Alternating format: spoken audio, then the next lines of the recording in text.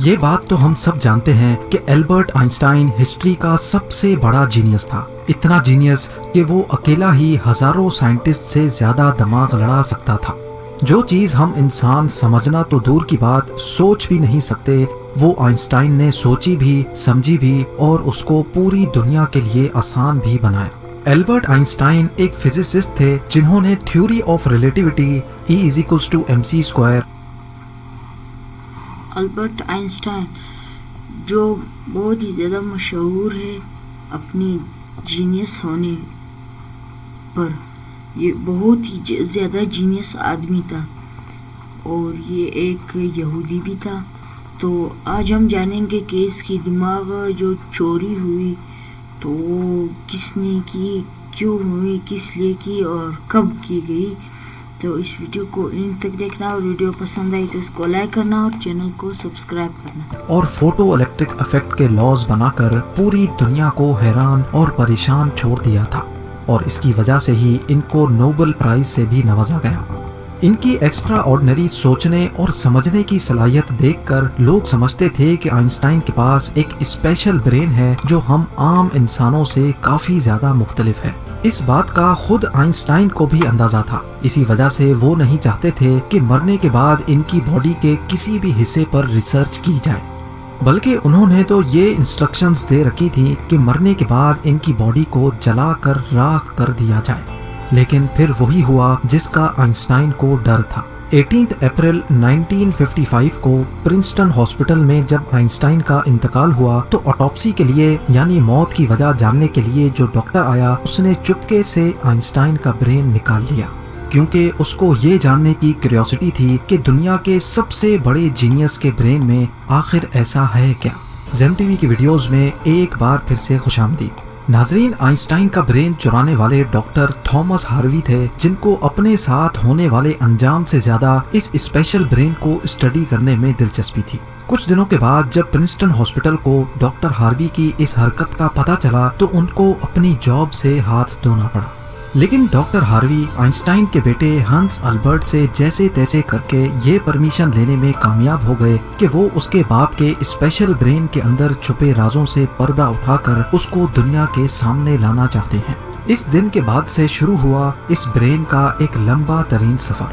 Doctor Harvey ایک pathologist تھے جو صرف پوسٹ مارٹم کرنا جانتے تھے۔ یہ ان کا صرف خیال تھا کہ وہ اتنے بڑے جینیس کے برین پر ریسرچ کر پائیں گے۔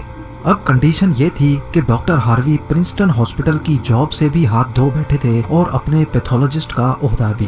آئنسٹائن کا برین جو پہلے ہی ڈاکٹر ہاروی پریزرو کر چکے تھے، وہ اس کو لے کر پینسلوینیا کے شہر فیلاڈیلفیا لے گئے، جہاں انہوں نے برین کی کئی فوٹوز لیں اور پھر اس کو 240 چھوٹے چھوٹے پیسز میں کاٹ کر ہر پیس کو الگ الگ جار میں پریزرو کر کے اپنی بیسمنٹ میں چھپا دیا۔ اسی مسئلے کو لے کر ڈاکٹر ہاروی کا اپنی بیوی کے ساتھ کئی بار جھگڑا ہوتا رہتا تھا، کیونکہ ان کی بیوی اکثر یہ دھمکی دیتی تھی کہ وہ اس برین کو اٹھا کر کہیں پھینک دے گی۔ ایک دن جھگڑا اتنا بڑھ گیا کہ دونوں میاں بیوی کو ڈائیورس لے کر الگ ہونا پڑا، اور ڈاکٹر ہاروی برین لے کر کینزس کے شہر وچٹا چلے گئے، جہاں وہ ایک بایولوجیکل ٹیسٹنگ لیب میں میڈیکل سپروائزر کی نوکری کرنے لگے، اور یہاں وہ اپنے فارغ ٹائم میں آئنسٹائن کے برین پر خوب اسٹڈی کرنے کی کوشش کرتے۔ اس کے بعد کئی بار وہ الگ الگ جاب چھوڑ کر مختلف شہروں میں یہ برین لے کے گھومتے رہے۔ کئی سال گزر چکے تھے لیکن ڈاکٹر ہاروی آئنسٹائن کے برین پر کچھ خاص ریسرچ نہ کر سکے، الٹا ان کا میڈیکل لائسنس ہی کینسل کر دیا گیا، اور نوبت یہاں تک آ گئی کہ ان کو ایک پلاسٹک کی فیکٹری میں جاب اسٹارٹ کرنی پڑی۔ تبھی انہوں نے پہلی بار ایک اچھا فیصلہ کیا کہ وہ ان کے برین کے الگ الگ حصوں کو دنیا بھر کے بیسٹ نیورو پیتھولوجسٹ کے پاس ڈیٹیلڈ ریسرچ کے لیے بھیجیں گے، لہٰذا انہوں نے ایسا ہی کیا۔ 1955 میں برین چوری ہونے کے 30 سالوں کے بعد یعنی 1985 میں پہلی بار آئنسٹائن کے برین پر ایک اسٹڈی پبلش کی گئی۔ اس کے بعد اگلے 28 سالوں تک اس جینیس برین پر دنیا بھر کے نیورو پیتھولوجسٹ نے کئی اسٹڈیز پبلش کی، جن میں بتایا گیا کہ آئنسٹائن کا برین عام انسان کے برین سے کافی ڈیفرنٹ تھا۔ سب سے بڑا ڈیفرنس برین کے کارپس کیلوسم نامی حصے میں پایا گیا۔ اب یہاں یہ جاننا ضروری ہے کہ انسانی برین دو الگ الگ حصوں میں ڈیوائیڈڈ ہوتا ہے۔ انسان جو بھی کام کرتا ہے وہ برین کے ایک حصے میں پہلے پروسیس ہوتا ہے اور پھر برین ہمارے جسم کے اس حصے کو سگنل دیتا ہے۔ لیفٹ برین ہمارے جسم کے رائٹ حصوں کو کنٹرول کرتا ہے، جبکہ رائٹ برین ہمارے جسم کے لیفٹ حصے کو کنٹرول کرتا ہے۔ اس کے علاوہ 90% انسانوں کا لیفٹ برین بولنے، سمجھنے، میتھمیٹیکل کیلکولیشنز اور رائٹنگ یعنی لکھنے کے دوران کام کرتا ہے، جبکہ رائٹ برین کے پاس کریٹیوٹی، شیپس کو پہچاننے، آرٹ اور میوزیکل اسکلز کی ذمہ داری ہوتی ہے۔ اب آپ بھی یہ سوچ رہے ہوں گے کہ اس سب میں کارپس کیلوسم کا کیا کام ہے۔ فرض کر لیں کہ آپ کی بورڈ پر ٹائپنگ کر رہے ہیں یا پھر موبائل فون پر۔ اس دوران ہمارے دونوں ہاتھ ٹائپنگ کرنے میں بزی ہیں۔ کچھ الفابیٹس ہمارا سیدھا ہاتھ ٹائپ کر رہا ہے تو کچھ الٹا ہاتھ۔ ٹائپنگ کے دوران آپ کے لیفٹ ہینڈ سے ایک مسٹیک ہوئی تو آپ نے فوراً اپنا رائٹ ہینڈ استعمال کر کے اس مسٹیک کو اریز کیا۔ تو اس کا مطلب یہ ہوا کہ جب ہمارے رائٹ برین سے مسٹیک ہوئی تو اس نے لیفٹ برین کو فوراً سگنل دے کر وہ مسٹیک ٹھیک کروائی۔ برین کے دونوں حصے آپس میں جس چیز کے تھرو کمیونیکیٹ کرتے ہیں اس کو کارپس کیلوسم کہا جاتا ہے، اور آئنسٹائن کا کارپس کیلوسم عام انسانوں کے مقابلے میں کچھ زیادہ ہی بڑا تھا، یعنی ان کا لیفٹ اور رائٹ برین کا آپس میں بہت اسٹرانگ کنیکشن تھا، جس کی وجہ سے آئنسٹائن ایک ہی وقت میں کافی کمپلیکس پرابلمز اور سچویشنز کو امیجن کر سکتے تھے۔ کارپس کیلوسم کے بڑے ہونے کے علاوہ آئنسٹائن کے برین کا پیٹرن بھی عام انسانوں سے کافی مختلف تھا، اور ریسرچرز کا ماننا ہے کہ اس کی وجہ سے برین میں نیورونز کا فلو کافی بہتر تھا۔ نیورونز کے اچھے فلو ہونے کا مطلب ہے کہ ان کی میتھمیٹیکل کیلکولیشنز کی پاور کافی زیادہ اسٹرانگ تھی۔ Albert Einstein complex mathematical problems کو بغیر پین اور پیپر کے اپنے دماغ کی مدد سے ہی سالو کرنے کی قابلیت رکھتے تھے۔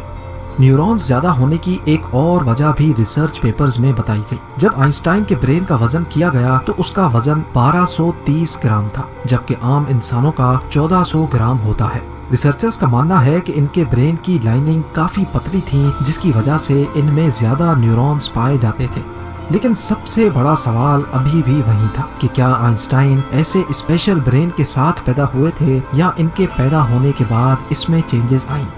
جانچ کے بعد معلوم پڑا کہ البرٹ آئنسٹائن جب پیدا ہوئے تھے تو وہ پورے 5 سالوں تک بول نہیں سکتے تھے، جبکہ دوسرے بچے 2 یا 3 سال کی عمر میں بولنا شروع کر دیتے ہیں۔ جب انہوں نے بولنا شروع بھی کیا تب بھی وہ زیادہ بولنا پسند نہیں کرتے تھے، بلکہ ہمیشہ اپنی سوچوں میں ہی گم رہتے تھے۔ ان کے پاس چیزوں کو میمورائز کرنے کی پاور کافی کم تھی، یہاں تک کہ ان کو سمپل میتھس کے ٹیبل بھی یاد کرنے میں مشکل ہوتی تھی۔ وہ میتھس اور نمبرز کو لاجیکل طریقوں سے پروسیس کرنے کے ماسٹر تھے، نہ کہ ان کو رٹا لگا کر یاد کرنے کے۔ اسکول لائف میں باقی ہر سبجیکٹ میں آئنسٹائن فیل ہوتے تھے، صرف میتھس اور سائنس وہ واحد سبجیکٹس تھے جس میں آئنسٹائن کے نمبرز سب سے زیادہ آتے تھے۔ جب البرٹ آئنسٹائن 12 سال کے تھے تب ایک فیملی ٹیچر اپنی جیومیٹری کی بک ان کے پاس بھول گئے۔ حیرت انگیز طور پہ صرف ایک ہی دن میں آئنسٹائن وہ پوری بک پڑھ کر اپنے جیومیٹری کے کانسیپٹس کلیئر کر بیٹھے۔ نہ صرف اتنا بلکہ صرف 14 سال کی عمر میں ہی وہ انٹیگرل اور ڈفرینشیل کیلکولس کے ماسٹر بن چکے تھے۔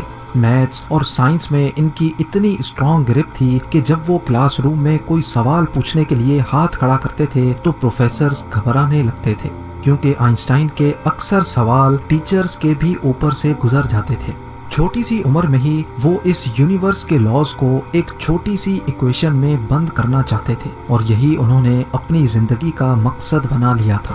26 سال کی عمر میں آئنسٹائن نے 4 ریسرچ پیپرز پبلش کر کے پوری دنیا کو حیران کر ڈالا، اور اسی وجہ سے ان کو پی ایچ ڈی کی ڈگری اور ہیومینٹی کے لیے اعلیٰ کردار ادا کرنے کی صورت میں نوبل پرائز سے بھی نوازا گیا۔ اس کا اندازہ آپ صرف اس بات سے لگا لیں کہ آج بھی آئنسٹائن کی ان تھیسس کے بنا سائنس بالکل ادھوری ہے۔ کئی ڈاکٹرز اور سائنٹسٹ نے یہ نتیجہ نکالا کہ آئنسٹائن کا برین ان کے پیدا ہونے کے بعد اسپیشل بنا تھا، جس کی سب سے بڑی وجہ یہ تھی کہ جب ان کو اپنے سوالوں کا کوئی جواب نہیں ملتا تھا تو وہ خود اپنے دماغ کی مدد سے جواب تلاش کیا کرتے تھے۔ چھوٹی عمر میں ہی ایسا کرنے سے ان کا برین اسی حساب سے ڈیولپ ہوتا گیا۔